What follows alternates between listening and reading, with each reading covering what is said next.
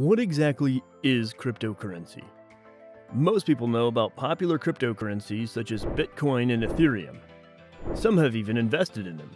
And yet, the world of cryptocurrency remains one of interest and intrigue. Let's take a closer look at this new kid on the digital block. Welcome to Metaverse Memo, your home for all things cryptocurrency, metaverse, and NFTs. If you enjoy learning about Web3, then make sure to smash that like button, subscribe, and hit the notification bell so that you never miss a new post. With that said, let's get back to the video. The word crypto in cryptocurrency comes from cryptography. It's a system of encrypting and decrypting information. This special system is used to secure all transactions sent between users. The benefit is that users can freely transact tokens and coins between one another. There's no need for intermediaries like banks. Cryptocurrencies use cryptography to encrypt sensitive information of users. The sensitive information includes private keys, which are long alphanumeric strings of characters. Private keys are a user's password to gain access to their cryptocurrency. Private keys also enable users to securely transact their coins. With cryptography, private keys are encrypted to create wallet addresses, which are similar to bank account numbers. Coming back to our question, how does the new age currency differ from traditional money? The one stark difference is the way cryptocurrency is issued. Unlike the US dollar that is produced by a central bank, cryptocurrency enters circulation through a decentralized process.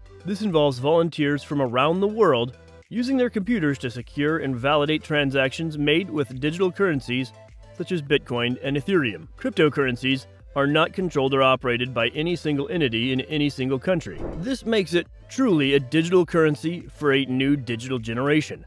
And now comes an interesting new angle: blockchain. Since cryptocurrencies are managed by a network of volunteer contributors, a system is required to ensure everyone participates honestly when recording and adding new data. That system is the blockchain. Think of a virtual chain of blocks, each containing a batch of transactions and other data. Once each block is added to the chain, it becomes immutable, meaning the data stored inside cannot be changed or removed. Blockchains are a special kind of public ledger. By having a group of volunteers maintain their own copy of the ledger, blockchain technology has two major advantages over traditional finance. One, there's no single point of failure. If one node fails, it has zero impact on the blockchain ledger. Two, there's no single source that can be easily corrupted.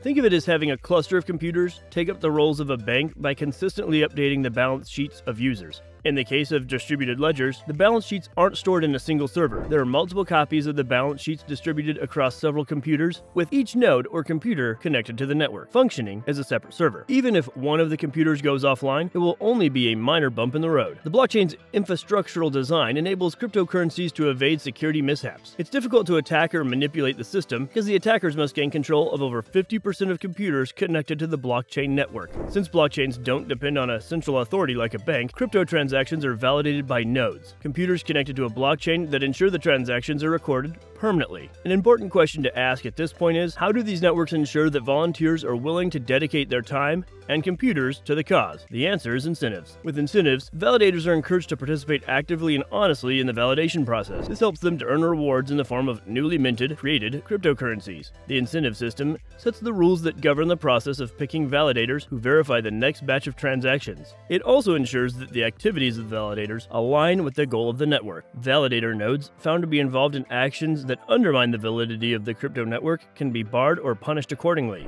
These incentive structures are also known as consensus protocols. Now let's rewind back to our original question and the topic of this video: what is cryptocurrency? In simple terms, cryptocurrency is a digital currency where transactions are verified and recorded using cryptography on a blockchain network. The origin of cryptocurrency as we know it started with Bitcoin. A person or group of people who went by the name Satoshi Nakamoto created the first Bitcoin in 2008. The digital currency went public in 2009, and the rest is history. What are your thoughts and opinions on cryptocurrency? Do comment and share with us. If you're really interested in this new age currency, subscribe to our channel for more interesting videos. Thanks for watching.